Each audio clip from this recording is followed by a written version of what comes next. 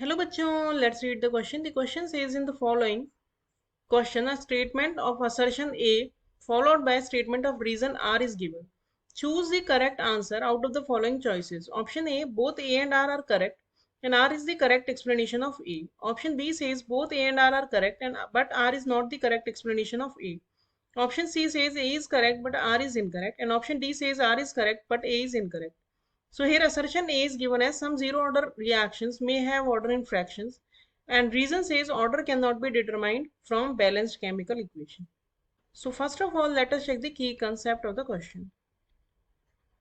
So what is the order of the reaction? Order of reaction से हम क्या समझते हैं? Order of reaction is basically sum of powers of concentration terms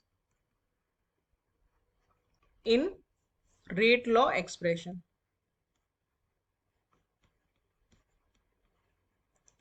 so suppose कोई reaction का rate law हमें इस तरह से दिया है कि rate is equals to K A to the power X and B to the power Y. यहाँ पे ए और बी जो है वो कॉन्सेंट्रेशन रिएक्टेंट्स की हैं, तो ऑर्डर हमारा होगा रिएक्शन का एक्स प्लस वाई।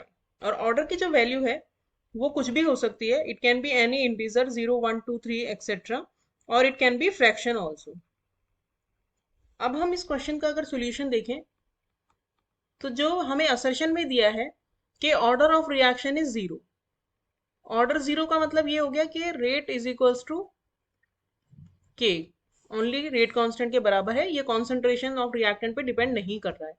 तो अगर order of the reaction is zero है तो it can not be fractions. Zero means zero, no fractions.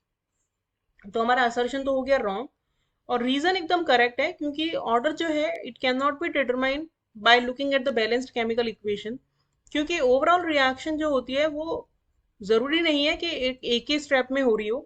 तो अगर कोई इक्वेशन वो सिंगल स्टेप में हो रही है एलिमेंट्री में, then only we can determine it by the chemical equation.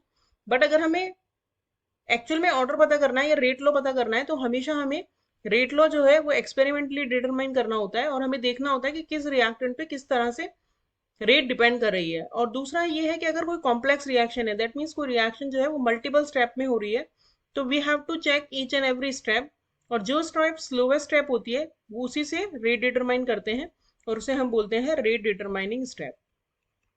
That means at look on looking at the balance chemical equation we can not determine the order. तो जो reason है वो correct हो गया, लेकिन असर्शन रॉन्ग हो गया कि zero order means zero order, fractions में ऑर्डर नहीं होगा।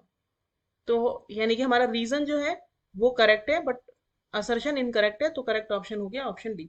Hope you understood the solution well, thank you.